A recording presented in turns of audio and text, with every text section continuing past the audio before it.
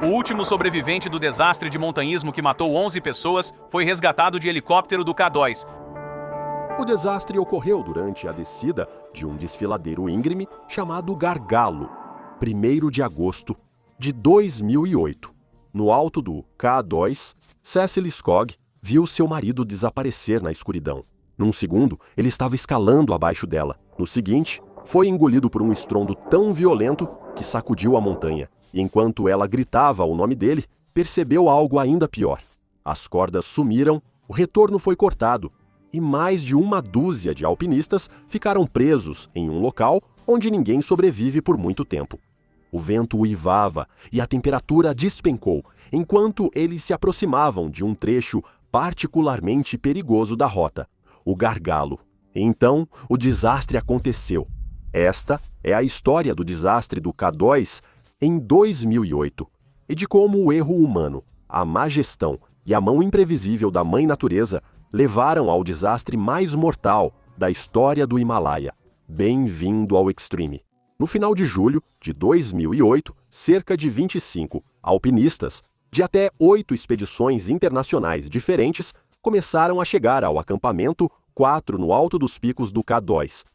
Localizada a quase 8.000 metros acima do nível do mar, essa encosta rochosa, coberta de neve, era a última parada antes do cume. Daqui em diante, os alpinistas precisariam esperar o tempo melhorar para subir os últimos 1.000 metros entre barracas balançando ao vento e outros alpinistas. No acampamento 4 estava Cecily Skog, uma experiente montanhista norueguesa, que foi a primeira mulher a completar o Grand Slam dos exploradores. Isso envolvia pisar tanto no Polo Norte quanto no Polo Sul, além de escalar o pico mais alto de cada um dos 7 continentes da Terra. Apesar de ter sido uma grande conquista, isso já era passado para essa estrela do alpinismo que não queria viver da antiga glória. Ah, não! Ela estava sempre olhando para o futuro. O que ela poderia conquistar em seguida? Qual desafio era o mais difícil? Foi isso que a levou a buscar o cume do K2. Cecily foi acompanhada na expedição por seu marido, Rolf Bay, que também era um alpinista experiente.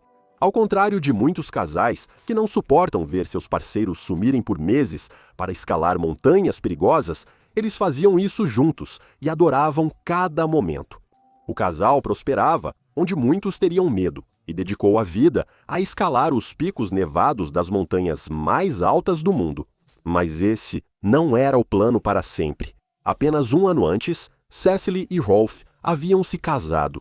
Isso fez com que ela começasse a pensar sobre o que o futuro reservava e, mais importante, sobre ter filhos. Só mais uma grande aventura. Ela achou que poderia voltar a ser enfermeira e se preparar para ter filhos. Porém, nem sempre tudo sai como planejado quando se é profissional em um dos esportes mais mortais do mundo.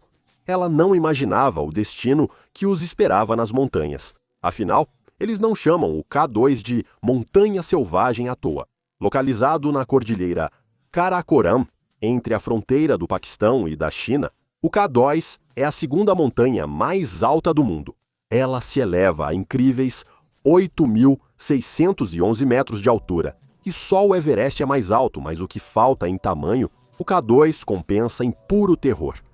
Para muitos alpinistas, o K2 é considerado a montanha mais perigosa do mundo para escalar, e os números comprovam isso. Na verdade, até 1 em cada 4 que tentam alcançar o cume nunca voltam para casa. Essa montanha não deve ser subestimada. Ventos com força de furacão podem te arrancar da face da montanha e avalanches podem descer rugindo sem aviso prévio. As temperaturas podem ser tão frias que congelam a respiração instantaneamente. É um lugar onde cada passo é uma aposta e até o menor erro pode ter consequências fatais. É por isso que apenas cerca de 800 pessoas chegaram ao seu cume. Isso pode parecer muito, mas quando comparamos com mais de 7.000 pessoas que chegaram ao topo do Everest, acho que as estatísticas falam por si só.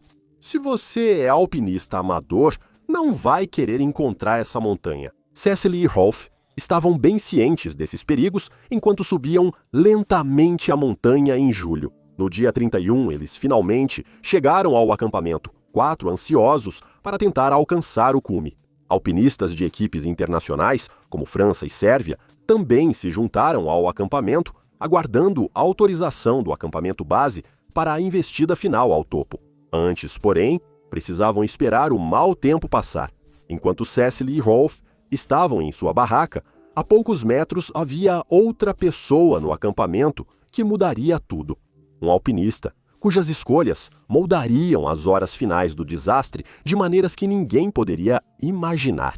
A poucos metros de Cecília e Rolf, em uma barraca, estava o alpinista irlandês Gerard MacDonnell, chamado de Ger pelos amigos. Ele não era tão famoso quanto Cecília, mas era um alpinista muito habilidoso e respeitado. Na verdade, 10 anos antes da expedição de 2008, ele embalou tudo o que tinha e se mudou para Anchorage, no Alasca, para progredir em sua carreira de alpinista. Ger era muito querido pela comunidade irlandesa em Anchorage, chamado de filósofo ou grande contador de histórias, mas no fundo, nada amava mais que as montanhas. Em 2003, ele escalou o Monte Everest e apenas 3 anos depois, quase chegou ao cume do K2. Após ser atingido por uma pedra, sua expedição foi interrompida e ele precisou ser levado de helicóptero ao hospital. Apesar desse contratempo, ele expressou sua determinação em voltar, afirmando: "Se alguma coisa, a experiência me mostrou que é totalmente possível e estou ansioso para tentar novamente." Jari era conhecido na comunidade de escalada por nunca abandonar alguém em apuros. Em 1999, ele e seu parceiro de escalada, Mike Mace, receberam o Denali Pro Pin por liderarem 5 escaladores até a segurança durante uma nevasca no Monte McKinley. Ger, sentado em sua barraca no acampamento 4 no fim de julho, estava prestes a realizar seu sonho de alcançar o cume do K2.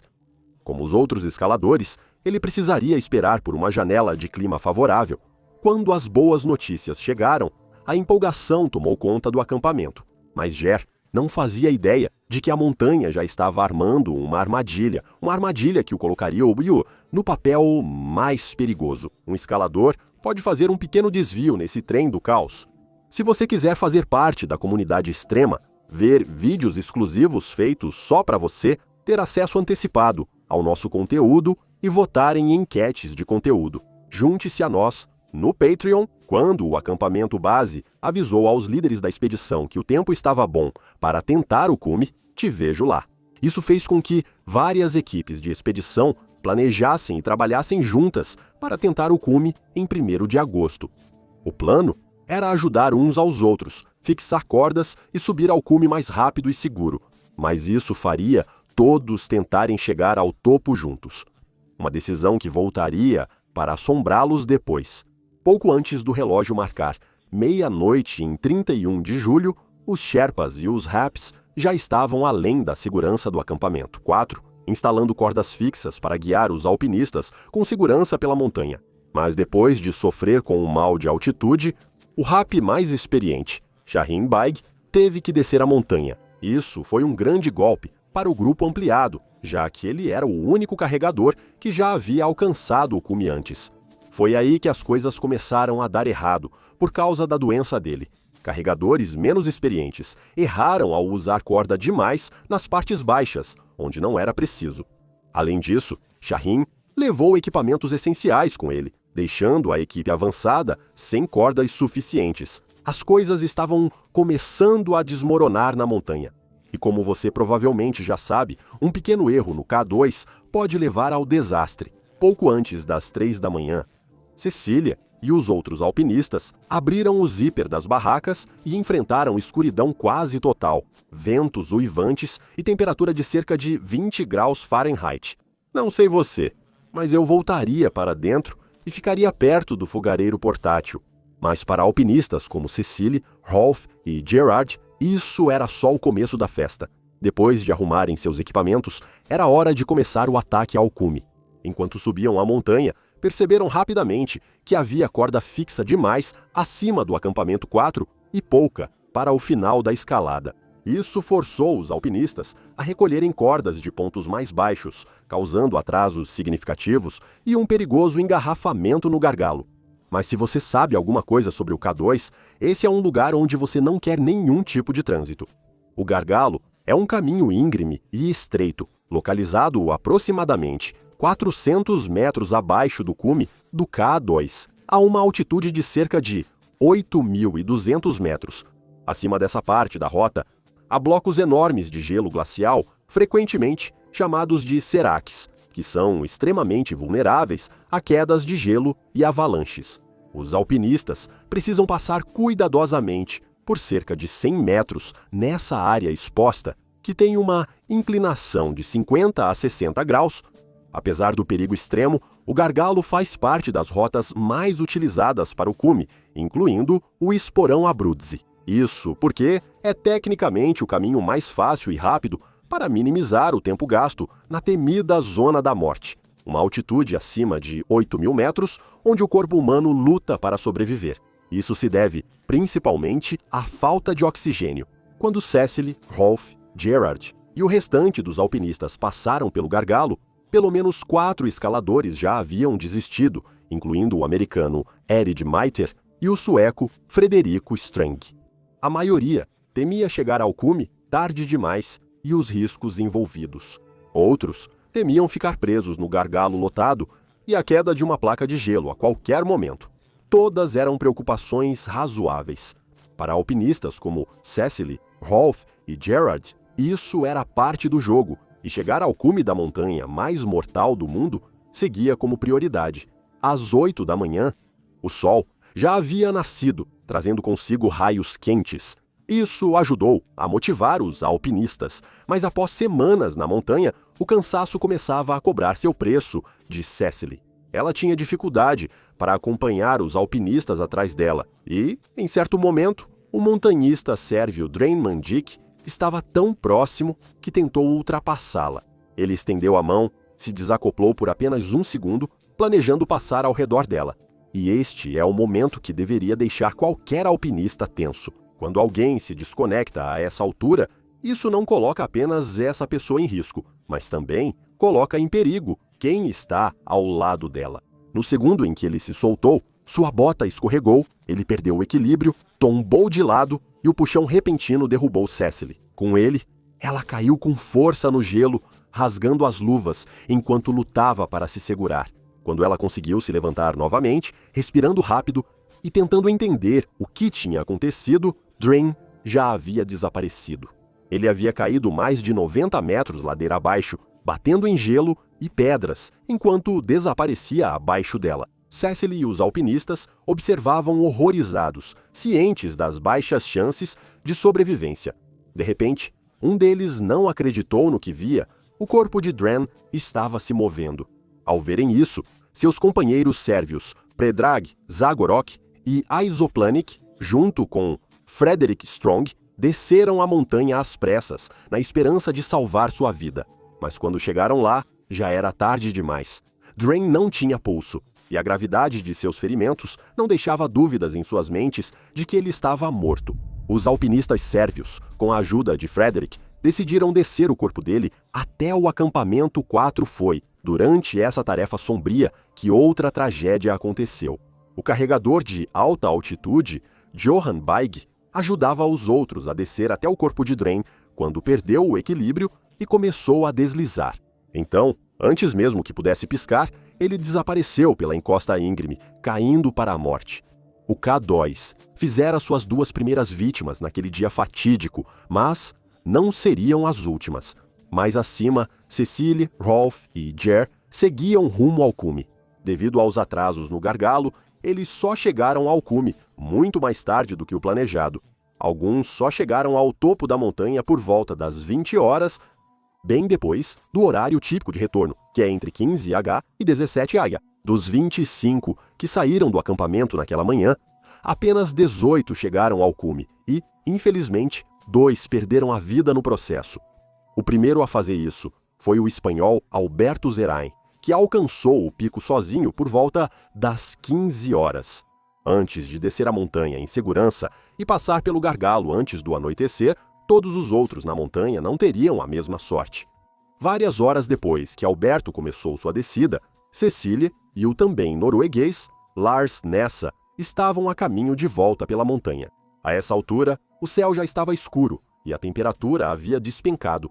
Guiados apenas pela fraca luz de suas lanternas e pelas cordas presas ao chão, eles conseguiram voltar em direção ao gargalo. E Rolf, devido ao cansaço e possivelmente ao mal da altitude, havia voltado algumas centenas de metros antes do verdadeiro cume.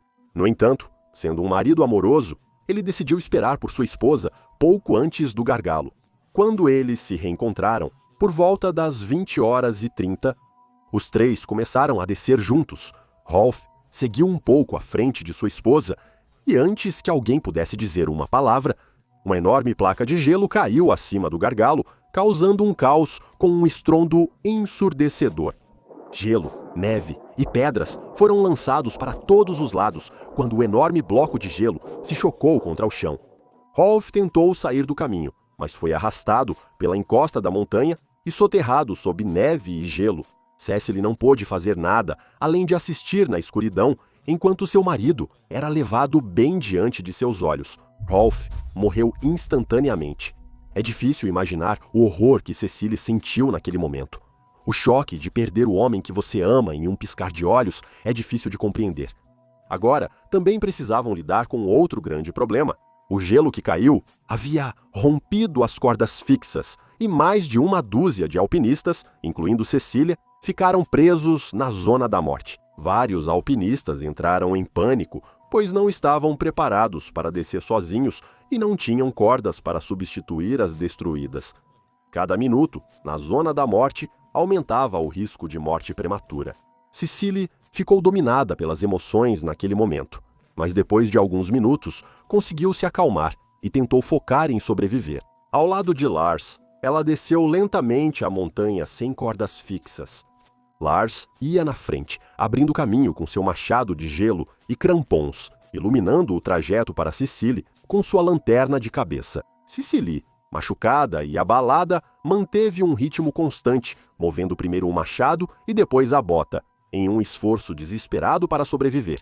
Durante a descida, Cecily escorregou e caiu em uma ladeira de gelo escorregadia, deslizando por 18 metros antes de conseguir se segurar com seu machado de gelo. Lars desceu rapidamente até ela e eles continuaram sua perigosa jornada. Eles avistaram um sinalizador do acampamento 4 à distância e sentiram uma alegria imensa por terem retornado em segurança. Cecily inicialmente acreditava que Rolf a esperava no acampamento 4, certa de que nada lhe ocorrera. No entanto, após chegar à barraca de Oystein Strangeland, o quarto membro da equipe, Lars, deu a notícia devastadora e disse: Rolf se perdeu. Cecily foi até sua barraca e a encontrou vazia. Nesse momento, percebeu que realmente perdera o marido. De volta ao gargalo, vários outros alpinistas haviam começado suas descidas solo, sem corda. Um infeliz alpinista, Hugh da Brad, caiu para a morte enquanto tentava descer no escuro, provavelmente devido ao cansaço e à falta de oxigênio. Devido aos muitos perigos de escalar sem corda, descendo pelo gargalo, alpinistas como Yair decidiram não descer à noite, acreditando que era arriscado demais. Ele chegou ao cume por último, porque ajudou outros alpinistas próximo ao topo. Jair, junto com o alpinista italiano Marco Confortola e o alpinista holandês Wilco von Ruyen, decidiu acampar na zona da morte durante a noite, acreditando que era melhor esperar pela luz da manhã. Mas isso também era incrivelmente perigoso. Aquela noite foi brutalmente fria, com as temperaturas caindo para cerca de 40 graus negativos Fahrenheit. Eles também tiveram que lutar contra o cansaço, a falta de oxigênio e a ameaça constante de quedas de gelo. De alguma forma, conseguiram sobreviver à noite. Quando os primeiros raios de luz atingiram a montanha em 2 de agosto, eles já estavam de pé e prontos para partir. Wilco, sofrendo muito com cegueira da neve, decidiu descer sozinho. Jair e Marco vieram logo atrás, mas se depararam com vários alpinistas coreanos e seu Sherpa presos em cordas, e em uma situação muito ruim. Se não parassem para ajudar, era quase certo que morreriam. E você? O que faria em situação tão perigosa? Você ajudaria os alpinistas coreanos ou seguiria a regra número 1 da escalada? Para Jair, salvar a si mesmo não era opção. Ele não deixaria os alpinistas em apuros. Embora os detalhes exatos variem um pouco entre os relatos, Jair passou muitas horas tentando libertá-los. Então algo estranho aconteceu em determinado momento. Marco olhou para o lado e viu Jair se afastar. Primeiro, achou que o irlandês sofria de mal de altitude. Agora está totalmente sozinho. Marco fez o possível e ainda deixou os alpinistas coreanos em posição confortável antes de seguir descendo. Naquela manhã, os resgates começaram no acampamento base, com os Sherpas Tseringbot e Big Pasongbot subindo para ajudar os presos. Quando Marco partiu, a equipe de resgate já se aproximava do local. Mas restava uma dúvida. O que houve com Jair? É toda uma polêmica sobre a qual falo. Em um vídeo separado, a equipe de resgate, que alcançou os coreanos e o Sherpa presos, viu um alpinista de roupa vermelha ser levado por uma avalanche. O equipamento era exatamente igual ao do Jer, e o que aconteceu em seguida me abalou profundamente. Apenas alguns minutos depois que Pasang avisou pelo rádio ao acampamento base, outro enorme bloco de gelo caiu acima do gargalo, trazendo consigo uma avalanche. Isso arrastou Pasong, Zumek e os 2 alpinistas coreanos montanha abaixo, e infelizmente nenhum deles sobreviveu. 11 alpinistas morreram em uma das maiores tragédias do Himalaia. Quase metade dos alpinistas que saíram do acampamento 4 na manhã de 1º de agosto nunca voltou para casa. Os que retornaram ficaram com cicatrizes e traumas para a vida toda. Wilco van Ruyen desceu por uma nova rota, passando direto pelo acampamento 4, e passou uma segunda noite bivacado na montanha. Quando foi resgatado por outros alpinistas, já sofria queimaduras de frio de 3º grau e muita dor. Isso resultou na amputação de todos os seus dedos dos pés, mas ele conseguiu sair da montanha com vida. Depois que Marco Confortola se separou de Jair, ele se recusou a desistir e continuou descendo. Seus pés estavam escurecidos pela gangrena do frio e ele sentia dor, mas nunca parou e desceu a montanha, lutando por dias. Com sua equipe de resgate, ao chegar ao acampamento base em 5 de agosto, ele foi evacuado de helicóptero no dia seguinte.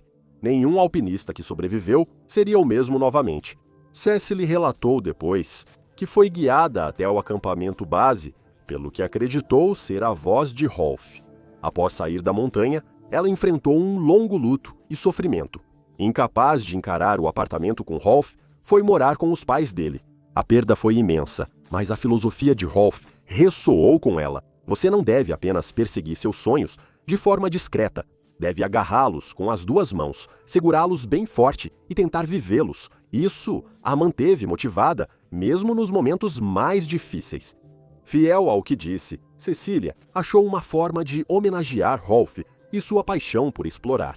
Em 2010, ela alcançou outro feito notável, tornando-se a primeira mulher a completar uma travessia não assistida e sem apoio pela Antártida. Até hoje, o K2 continua sendo facilmente a montanha mais mortal do mundo, e aqueles que tentam alcançar seu cume geralmente o fazem com extrema cautela.